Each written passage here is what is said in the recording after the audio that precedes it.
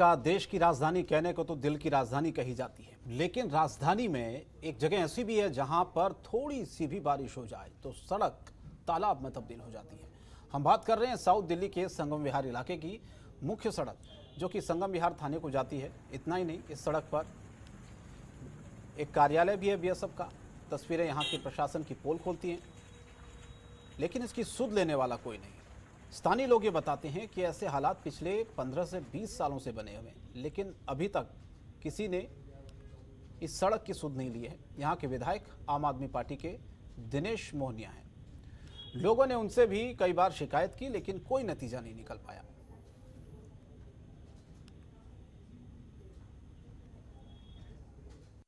मौजूद हूँ साउथ दिल्ली के संगम विहार इलाके में। आप मेरे पीछे देख सकते हैं कि तालाब, ये सड़कें तालाब बनी है। महज 2-3 दिन की बारिश में ये सड़क पूरी तरीके से तालाब में तब्दील हो चुकी है।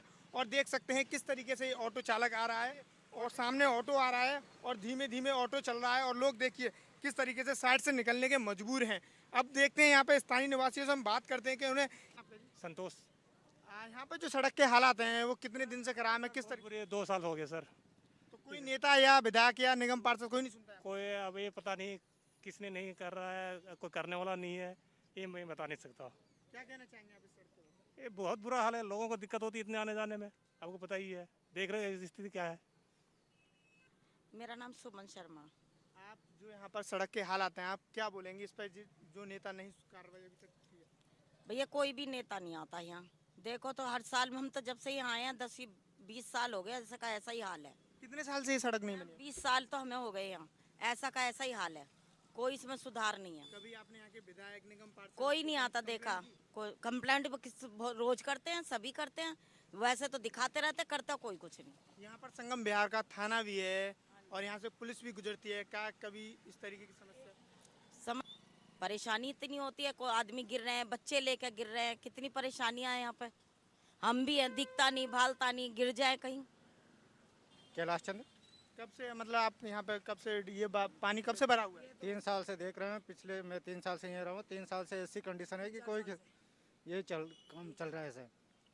न तो कोई नेता सुनता है, न कोई और सुनता है यहाँ पे। सर जब वो विधायक या किसी निगम पार्षद से आपने शिकायत की इस मामले में? हर बार यहाँ मीटिंग होती है, हर बार यहाँ पे पब्लिक सब को बोलते हैं, फिर भी कोई एक्शन नहीं होता यहाँ पे। कौन है यहाँ के विधायक? विधायक अभी तो वो है दिनेश मोहनिया जी।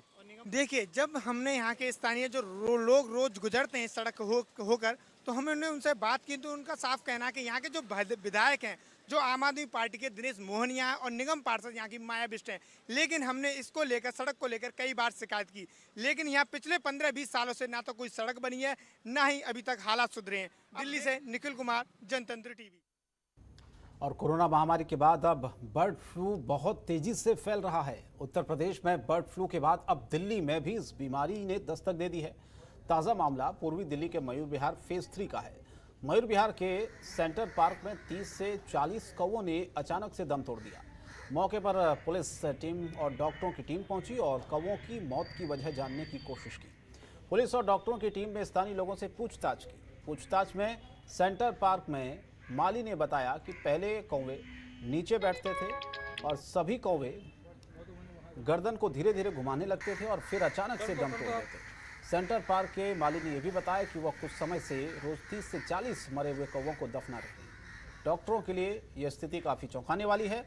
हालांकि डॉक्टरों की टीम अचानक मर रहे कौवों को सही वजह क्या है इन कौवों के मरने की, इसकी वजह तलाशने की कोशिश की जा रही है। लेकिन बर्ड फ्लू जो फैल रहा है उसकी भी आशंका कहीं ना कहीं जताई जा रही है। कर दो आप। और पूर्वी दिल्ली के प्रीत विहार इलाके में हैरान कर देने वाला एक मामला सामने आया है। प्रीत विहार के रहने वाले बिल्डर गौरव जैन ने अपने एक सहयोगी के साथ मिलकर अपने ही घर पर 25 लाख की फिरौती का लेटर पोस्ट करवा दिया और पुलिस में शिकायत भी करवा दी। पूर्वी दिल्ली जिले के डीसीपी दीपक यादव ने एक टीम गठित की। पुलिस जांच में एक शख्स हरिराम पर संदेह हुआ, जो गौरव जैन के साथ ही पीओपी कॉन्ट्रैक्टर का काम करता था और मंडावली इलाके में परिवार के साथ रहता था। जब पुलिस ने उससे सख्ती से पूछताछ की तो हरिराम ने हैरतअंगेज साजिश का खुलासा कर दिया। दरअसल गौरव जैन काफ़ी कर्जे में डूब गया था और कर्जदार उसके घर के चक्कर भी काट रहे थे। उसने छुटकारा पाने के लिए खुद की फिरौती की साजिश रची और हरिराम को बड़े कॉन्ट्रैक्ट का लालच देकर अपनी साजिश में शामिल कर लिया, जिसके बाद हरिराम ने गौरव के घर एक लेटर पोस्ट कर दिया। फिलहाल पुलिस ने हरिराम को गिरफ्तार कर लिया है और मामले की जांच भी कर रही है। इसमें 29 दिसंबर को हमें एक कंप्लेंट मिली थी, जिसमें गौरव जैन जो हैं उन्होंने कंप्लेंट किया कि उनको एक लेटर रिसीव हुआ है जिसमें एक्सटॉर्शन मनी का डिमांड किया गया है और इसमें उनके फैमिली मेम्बर्स हैं, उनको थ्रेटन भी किया गया है। तो इसके बाद हम लोगों ने एक एक्सटॉर्शन का केस प्रीत विहार पुलिस स्टेशन में रजिस्टर कर लिया था और उसके बाद इसमें हमने इन्वेस्टिगेशन किया। इन्वेस्टिगेशन के दौरान जो इनसे रिलेटेड जितने भी लोग थे, जो कॉन्ट्रैक्टर्स या जो इनके रिलेटिव्स वगैरह थे, सबको हमने एग्जामिन किया और एरिया की सीसीटीवी फुटेज और कॉल डिटेल्स वगैरह भी हमने स्क्रूटनाइज़ किए। जी, इसमें एक अशोक यादव जो हैं उनकी गिरफ्तारी हुई है, उनको हमने इस मामले में गिरफ्तार किया है। और दिल्ली एयरपोर्ट पर नौकरी दिलाने का झांसा देकर लोगों से पैसा ठगने वाली फर्जी प्लेसमेंट एजेंसी का पुलिस ने भंडाफोड़ कर दिया है। दिल्ली के द्वारका शकरपुर में सैकड़ों लोगों से जॉब के नाम पर चीटिंग करने के बाद यह गैंग दिल्ली से सटे नोएडा में लोगों को ठगने की तैयारी में था। एक पीड़ित ने बताया कि कोरोना महामारी की वजह से लगाए गए लॉकडाउन में उनकी नौकरी चली गई। ऑनलाइन जॉब पोर्टल पर वो नौकरी ढूंढ रहे थे, तभी उनकी नज़र ग्लोबल एयर एविएशन नाम की प्लेसमेंट एजेंसी के एडवर्टाइजमेंट पर पड़ी। एड में कंपनी दिल्ली एयरपोर्ट पर जॉब दिलाने का दावा कर रही थी।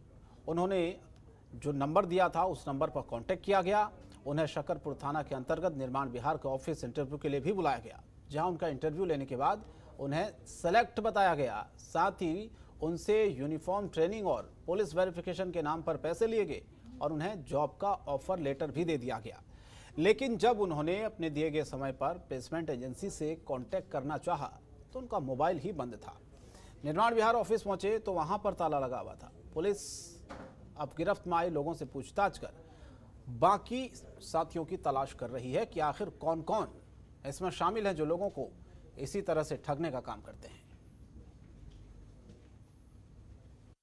हमें एक कंप्लेंट रिसीव हुई थी अभी, उसमें ये कहा गया कि एक शकरपुर में ही एक कंपनी है जिसने लोगों को फर्जी जॉब दिलाने के नाम पर झांसा दिया और उसमें कुछ पैसा लोगों से उन्होंने इकट्ठा किया कि इनिशियली ये 6,500 रुपये ले लेते थे और रिफंडेबल सिक्योरिटी के नाम पे, और बाद में कि जॉब मिलने वाली है 8,000 रुपये और ले लेते थे। तो ऐसे करके इस तरह की हमें इन्फॉर्मेशन मिली है कि इन लोगों ने बहुत लोगों के साथ चीटिंग की है, तकरीबन 40 के करीब लोगों के साथ चीटिंग की है। अभी तक हमें 20 के करीब कंप्लेनेंट्स ने अप्रोच किया।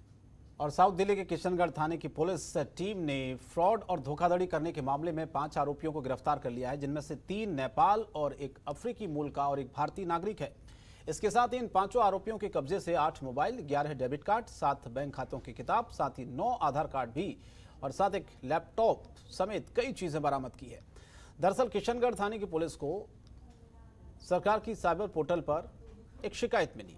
शिकायतकर्ता ने आरोप लगाया कि उसने ऑनलाइन डेटिंग ऐप के जरिए उनसे ठगी की। मामले को गंभीरता से देखते हुए एसीपी मनु हिमांशु ने किशनगढ़ थाने के एसएचओ राजेश मौर्य के नेतृत्व में एक टीम का गठन किया। शुरुआती जांच करते हुए एक अफ्रीकन मूल के नागरिक को गिरफ्तार करने में कामयाब रही, जो कि इस पूरे गैंग का मास्टरमाइंड है। पुलिस बाकी आरोपियों की तलाश कर रही है। जो हमारी लेडी कंप्लेनेंट है, इन्होंने साइपैड पोर्टल है जो एमएचए का, उस पर कंप्लेंट दर्ज की थी कि इनके साथ फ्रॉड हुआ है। तो ये फिर किशनगढ़ थाने में आई थी। रिवर्स ट्रेलिंग से पता चला कि 3 आदमी प्रकाश, पारस और अंकित ये ट्रेस हुए, जो कि नेपाली ओरिजिन के हैं। प्रकाश के बेस पे फिर हमें पता लगा एक विनय नाम का आदमी है राजेंद्र नगर में, जो कि फेक आईडी बनाता था इनके, क्योंकि ये नेपाल से थे पर इनके पास इंडियन आधार कार्ड मिले थे। तो ये जो विनय नाम का आदमी था, ये 2-2.5 हज़ार रुपये लेके कोई भी फेक आईडी बना देता है। तो विनय को अरेस्ट किया गया।